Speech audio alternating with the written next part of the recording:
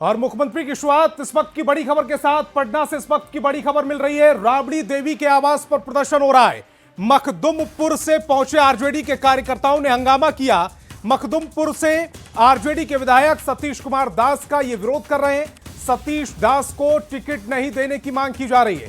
सतीश दास पर काम नहीं करने का आरोप। एक्सक्लूसिव तस्वीरें इस समय आपकी टेलीविजन स्क्रीन पर। राबड़ी आवास के बाहर की ये तस्वीरें, जहां मखदुमपुर से आरजेडी के कार्यकर्ता पहुंचे हैं और रवि एस नारायण हमारे संवाददाता ज्यादा जानकारी के साथ फोन लाइन पर जुड़ रहे हैं। रवि एस नारायण, फिलहाल तस्वीर जो बयां कर रही है कि सतीश कुमार दास से लोग बहुत नाराज हैं। जी बिल्कुल, देखिए यहाँ पे जो सतीश दास जो है मखदुमपुर के जो विधायक है, उनको टिकट को लेकर के यहाँ बात चल रही थी, लेकिन चूंकि टिकट बंटवारे को लेकर के समय नजदीक है, हम जो संभावित उम्मीदवार है उसके चेहरे जो है वो साफ हो रहे हैं। ऐसे में जो कार्यकर्ता है वो बड़े संख्या में उन्होंने लगातार यहाँ पे विरोध किया और उनका कहना था कि सतीश दास जो है उन्होंने काम नहीं किया है और ऐसे में उन्हें टिकट नहीं मिलना चाहिए। इन तमाम बातों को लेकर के वो आज पहुंचे थे और लालू प्रसाद यादव से गुहार लगाने के लिए, और उन्होंने अपनी बातें वहाँ आला कमान जो आरजेडी के हैं वहां तक उन्होंने रखी है और ये मांग की है कि जो कार्यकर्ता काम करता है, जो नेता काम कर रहे हैं, उन्हें ही टिकट दिया जाए। पहले भी तेजस्वी यादव जो है लगातार मंचों से ये बात कहते रहे हैं कि जो लोगों का जो फीडबैक है उस फीडबैक के जरिए ही विधायकों को जो टिकट है वो मिलेगा और अगर जिन्होंने काम नहीं किया है उसको टिकट कटेगा। और हालांकि देखिए, जब चुनाव का वक्त आता है, जब टिकट देने की बारी आती है तो हमेशा ये तस्वीरें जो है निकल करके सामने आती है, लेकिन अब फैसला जो है वो आरजेडी को लेना है कि किनको टिकट देना है। लेकिन कार्यकर्ताओं के बीच जो है ये हंगामा जो है, और कार्यकर्ताओं का राबड़ी आवास पर पहुंच जाना अपने आप में ये बता रहा है कि सतीश दास से जो लोग हैं वो नाराज कितने ज्यादा हैं। आप हमारे साथ जुड़े रवि एस, आपका बहुत बहुत शुक्रिया। और बड़ी खबर यह भी है कि इन तस्वीरों में आपको नजर भी आ रहा होगा कि राबड़ी देवी खुद आई कार्यकर्ताओं से मिलने और यह भरोसा दिलाया है कि इस पूरे मामले पर वो अपनी आला कमान के साथ बैठकर चर्चा करेंगे। पार्टी कमान के साथ बैठकर चर्चा के बाद इस पर कुछ निष्कर्ष निकाला जाएगा। तस्वीर में आप देखिए कि राबड़ी देवी खुद कार्यकर्ताओं से मिलने आई हैं, यानी कि जो कार्यकर्ता अपनी गुहार लगाकर पहुंचे थे उनकी बात को सुना है राबड़ी देवी ने। और बिहार में कभी भी विधानसभा चुनाव का बिगुल बज सकता है, लेकिन उससे पहले निर्वाचन आयोग की टीम पटना में एक्टिव हो गई है। आज 12 राजनीतिक दलों के साथ बैठक की गई, जिसमें ज्यादातर पार्टियों ने चुनाव ज्यादा से ज्यादा 2 चरणों में कराने की मांग की। चुनाव को लेकर किस पार्टी का क्या दावा रहा है, दिखाते एक रिपोर्ट के जरिए। बिहार विधानसभा चुनाव को लेकर जिस पल का इंतजार सबको है, वो वक्त अब नजदीक आ गया है। सियासी गहमा गहमी के बीच निर्वाचन आयोग ने चुनाव की तैयारियां तेज कर दी हैं। चुनाव की तैयारी को अंतिम रूप देने में जुटे मुख्य निर्वाचन आयुक्त ने शनिवार को 12 राजनीतिक दलों के साथ बैठक की। चर्चा के दौरान लगभग सभी बड़ी पार्टियों ने कम से कम चरण में चुनाव कराने की मांग की। जेडीयू ने की 1 चरण में चुनाव की मांग, तो आरजेडी ने 2 चरण में चुनाव की मांग की। बीजेपी का सुझाव है कि 1 से 2 चरण में ही चुनाव हो। कांग्रेस पार्टी भी यही चाहती है कि कम से कम चरण में चुनाव संपन्न हो। हम लोगों ने एक फेज के लिए सुझाव दिया है कि एक फेज में चुनाव बिहार में हो, क्योंकि बिहार में कानून व्यवस्था दुरुस्त है, कोई नक्सलिज्म का इशू नहीं है। अगर महाराष्ट्र में एक फेज में चुनाव हो सकता है तो बिहार में एक फेज में चुनाव क्यों नहीं हो सकता? सत्ताधारी जनता दल यूनाइटेड के राष्ट्रीय कार्यकारी अध्यक्ष संजय झा की दलील है कि बिहार में कानून व्यवस्था की स्थिति बेहतर है। यदि महाराष्ट्र में 1 चरण में चुनाव हो सकते हैं तो बिहार में क्यों नहीं? सियासी दल के प्रतिनिधियों के साथ बैठक के बाद निर्वाचन आयोग ने भी बयान जारी कर बताया कि राजनीतिक दलों ने कम से कम चरणों में चुनाव कराने का सुझाव दिया है। साथ ही छठ पर्व के तुरंत बाद चुनाव के लिए वोटिंग की भी मांग की है, ताकि छठ पर्व के दौरान बाहर से आने वाले मतदाताओं को वोट डालने की सुविधा मिल सके। मतदान है वो 1 से 2 फेज में, 2 फेज तक में करवा लिया जाए, क्योंकि ज्यादा फेज होने से इस पर जो है मतदाता को भी और जो हमारे उम्मीदवार होते हैं उनका भी खर्च भी बढ़ता है। भारतीय जनता पार्टी ने चुनाव प्रक्रिया को लंबा नहीं खींचने की बात कही है। साथ ही मतदान केंद्रों पर बुर्का पहनने वाली महिलाओं के चेहरों का मिलान उनके वोटर आई कार्ड से कराने की मांग की है, ताकि केवल योग्य और सही मतदाता ही वोट डाल सकें। वहीं बैठक में आरजेडी ने एसआईआर के मुद्दे को भी उठाया और निर्वाचन आयोग से वोटर लिस्ट रिवीजन में काटे गए नामों की जानकारी मांगी। साथ ही एक परिवार एक बूथ की भी मांग की गई। राजनीतिक दलों के सुझाव पर निर्वाचन आयोग ने बताया कि मतदान केंद्रों पर मतदाताओं की अधिकतम संख्या 1200 तय की गई है, ताकि चुनाव के पर्व को सौहार्द से मनाया जा सके और मतदाता का सम्मान भी हो। राजनीतिक दल जनतंत्र की आधारशिला हैं, इसलिए पारदर्शी चुनाव में भागीदारी सुनिश्चित करें। अब हर किसी को इस बात का इंतजार है कि आयोग बिहार चुनाव की तारीखों का ऐलान कब करता है और चुनाव कितने चरण में होते हैं। पटना संवाददाता रवि एस नारायण और धर्मेंद्र कुमार के साथ ब्यूरो रिपोर्ट, न्यूज़ 18। और पटना से बड़ी खबर मिल रही है। बीजेपी कार्यालय में चुनाव समिति की बैठक थोड़ी देर में शुरू होगी। कुछ ही देर में बीजेपी की ये बड़ी बैठक शुरू होने जा रही है। चुनाव समिति के सदस्य पहुंच रहे हैं बीजेपी कार्यालय। बिहार बीजेपी चुनाव प्रभारी धर्मेंद्र प्रधान बीजेपी कार्यालय पहुंच चुके हैं। बिहार बीजेपी प्रभारी विनोद तावड़े बीजेपी कार्यालय पहुंच चुके हैं। दोनों नेता जैसे ही कार्यालय पहुंचे, बायोडाटा देने वालों की होड़ लग गई। इसके अलावा बिहार बीजेपी अध्यक्ष दिलीप जायसवाल, केंद्रीय मंत्री गिरिराज सिंह, केंद्रीय गृह राज्य मंत्री नित्यानंद राय, बीजेपी नेता ऋतुराज सिन्हा भी बैठक में शामिल होने के लिए पहुंच चुके हैं। और आनंद अमृतराज हमारे संवाददाता ज्यादा जानकारी के साथ फोन लाइन पर जुड़ रहे हैं। आनंद अमृतराज, ये महत्वपूर्ण बैठक थोड़ी देर में शुरू होने जा रही है। तौर पर बिहार बीजेपी के लिए बड़ी बैठक है और बिहार बीजेपी के चुनाव प्रभारी धर्मेंद्र प्रधान बने हैं और उनके लिए भी ये बैठक बेहद महत्वपूर्ण है, क्योंकि माना जा रहा है कि इसमें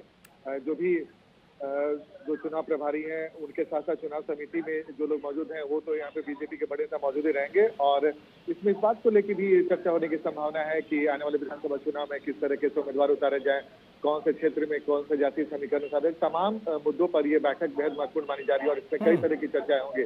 और खासकर चुनावी साल है और चुनावी साल में बीजेपी की पूरी कोशिश रही है कैसे उम्मीदवार उतारे जाएं जो चुनाव में जीत हासिल करे। इस वजह से भी ये बैठक महत्वपूर्ण। सबसे बड़ी बात है कि एक एक उम्मीदवार को लेकर चिंतन मनन होगा और जाहिर तौर पर धर्मेंद्र प्रधान के लिए एक बड़ी चुनौती है, क्योंकि बिहार के बीजेपी के जब चुनाव प्रभारी बने हैं तो उसके ऊपर एक बड़ी जिम्मेदारी है कि बिहार में बीजेपी का प्रदर्शन बेहतर करे।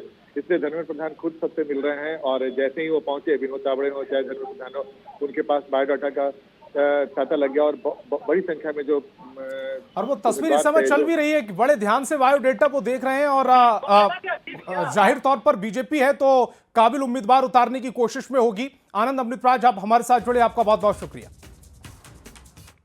और चुनावी प्रदेश बिहार में सियासत जननायक पर सुलग उठी है। आज प्रधानमंत्री मोदी ने युवाओं संग दिल्ली से वर्चुअली संवाद किया और इस दौरान प्रधानमंत्री मोदी के निशाने पर रही कांग्रेस और आरजेडी। प्रधानमंत्री मोदी ने बिहार को सावधान किया कि कुछ लोग जननायक पद की चोरी करने की कोशिश कर रहे हैं, जिस पर कांग्रेस और आरजेडी भड़क उठी है। जननायक पद कर्पूरी ठाकुर से ही शोभायमान है। आजकल लोग ये जननायक की भी चोरी करने में लगे हैं। बिहार में वोटर अधिकार यात्रा के दौरान कांग्रेस सांसद राहुल गांधी को उनकी पार्टी ने बार बार जननायक क्या बताया, इस पर सियासी बहस छिड़ गई। पहले बीजेपी और जेडीयू ने राहुल गांधी को जननायक कहे जाने का विरोध किया और अब प्रधानमंत्री नरेंद्र मोदी ने जननायक पर सियासी संग्राम छेड़ दिया है। पीएम सेतु योजना की लॉन्चिंग में पीएम मोदी ने बिहार के लोगों को सावधान करते हुए ये निशाना साधा कि कुछ लोग जननायक पद चोरी करने में लगे। आजकल लोग ये जननायक की भी चोरी करने में लगे हैं और इसलिए बिहार के लोगों से मैं जागरूक रहने का आग्रह करूंगा। पिछले दिनों बिहार में वोटर अधिकार यात्रा के समय कांग्रेस पार्टी और खुद प्रदेश अध्यक्ष राजेश राम बार बार हर जिले में राहुल गांधी को जननायक बता रहे थे। सोशल मीडिया पर कांग्रेस के ऐसे सैकड़ों हजारों पोस्ट हैं जिसमें राहुल गांधी को जननायक बताने की कोशिश की गई। अररिया में तो इसी वोटर अधिकार यात्रा के दौरान पूर्णिया सांसद पप्पू यादव ने नेता प्रतिपक्ष तेजस्वी यादव को भी जननायक बताया था, जिसका विरोध सत्ताधारी दल के नेताओं ने तब भी किया और अब भी कर रहे हैं। ऐसे लोगों को बिहार विधानसभा चुनाव में बिहार की जनता करारा तमाचा मारकर उनको जननायक टाइटल चोरी के लिए सजा देगी। कुछ लोग भारत रत्न कर्पूरी ठाकुर जी से जुड़ा जननायक शब्द को चोरी करने की फिराक में, लेकिन किसी शब्द को चोरी करने से कोई जननायक नहीं हो जाएगा। जननायक पर विवाद इसलिए छिड़ा है क्योंकि लोगों ने अब तक बिहार के पूर्व मुख्यमंत्री कर्पूरी ठाकुर को ही जननायक की उपाधि दी, कर्पूरी ठाकुर को ही जननायक के नाम से जाना। लेकिन अब इसी टाइटल को चोरी करने का आरोप पीएम मोदी बिना नाम लिए विपक्ष के नेताओं पर लगा रहे हैं, जिस पर कांग्रेस ने पलटवार किया कि पीएम को दर्द इसलिए है क्योंकि उनको किसी ने कभी जननायक नहीं कहा। लोग उन्हें खुशी खुशी जननायक बुला रहे हैं तो इनको पेट में दर्द हो रहा है, क्योंकि इनको लोगों ने आज तक तो इस सब से संबोधन किया नहीं। जिनका इतिहास जननायक के खिलाफ रहा और वो गांधी का टाइटल का उपयोग करते हैं, वो अपने आप को जननायक कहलाने का शौक रहते हैं। अगर जननायक कहलाना है तो जननायक के आचरण को जीवन में आत्मसात करना पड़ेगा। बिहार से शुरू हुई जननायक पर सियासी जंग ने पीएम के बयान के बाद एक नया मोड़ ले लिया है। बिहार की राजनीति में फिर से एक नई बहस छिड़ गई है। सत्ता पक्ष के नेता इसे कर्पूरी ठाकुर का अपमान बता रहे हैं तो विपक्ष के नेता पीएम मोदी पर निशाना साध रहे हैं। ऐसे में देखना होगा बिहार चुनाव में ये मुद्दा कितना अहम रोल निभाता है। पटना संवाददाता विनीता मिश्रा और आनंद अमृतराज के साथ ब्यूरो रिपोर्ट, न्यूज़ 18। अब बिहार चुनाव से पहले सौगातों का सिलसिला जारी है। इस बार प्रधानमंत्री मोदी बिहार के युवाओं को बड़ी सौगात देकर गए हैं। 62,000 करोड़ की योजनाओं का शुभारंभ कर प्रधानमंत्री ने लालू राबड़ी की सरकार पर निशाना भी साधा। सीएम नीतीश ने युवाओं के लिए क्या टारगेट सेट किया है, दिखाते हैं एक रिपोर्ट। बिहार चुनाव से पहले योजनाओं की बरसात का सिलसिला शनिवार को भी जारी रहा, जब प्रधानमंत्री नरेंद्र मोदी ने दिल्ली से बिहार के युवाओं को बड़ी सौगात दी और लगभग 62,000 करोड़ रुपए की योजनाओं की आधारशिला रखी। विज्ञान भवन में पीएम ने सेतु योजना का शुभारंभ किया। 1000 सरकारी आईटीआई को हब एंड स्पोक मॉडल में अपग्रेड करने की नींव रखी, जिसमें पटना और दरभंगा आईटीआई भी शामिल है। पीएम ने युवाओं से भी संवाद किया, जिसमें उनका पूरा फोकस बिहार पर रहा। बिहार को एक नई स्किल यूनिवर्सिटी मिली है। नीतीश जी की सरकार ने इस यूनिवर्सिटी का नाम भारत रत्न जननायक कर्पूरी ठाकुर जी के नाम पर रखा है।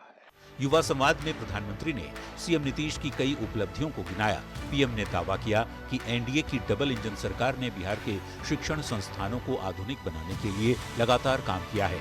साथ ही बिना नाम लिए लालू राबड़ी राज को बिहार में शिक्षा व्यवस्था की दुर्दशा का जिम्मेदार भी ठहराया कि 2-2.5 दशक पहले बिहार में शिक्षा व्यवस्था किस तरह तबाह थी।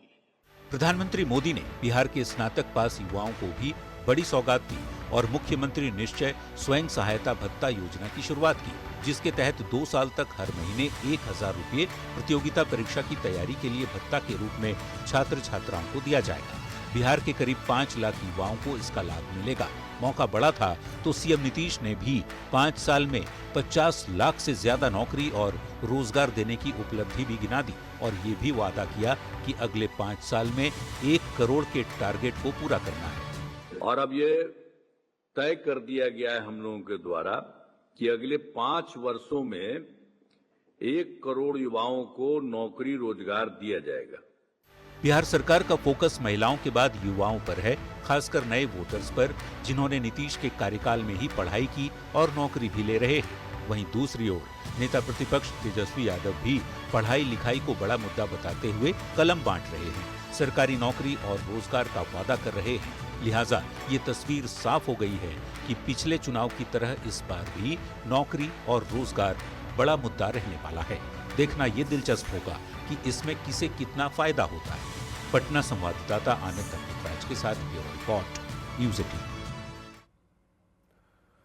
और मुख्यमंत्री में अब आपको दिखाते हैं चुनावी वायरल, यानी ऐसी तस्वीर जो चुनावी मौसम में वायरल हो रही है। भोजपुरी सिनेमा के पावर स्टार कहे जाने वाले पवन सिंह को लेकर खेसारी लाल यादव ने बड़ा बयान दिया। उपेंद्र कुशवाहा से पवन सिंह की मुलाकात को लेकर खेसारी ने बड़ी टिप्पणी की है। साथ ही पत्नी को चुनाव लड़ाने को लेकर क्या कुछ कहा खेसारी ने, दिखाते हैं एक रिपोर्ट। तो पहले गायक थे, लेकिन भैया अब वो राजनेता हो गए।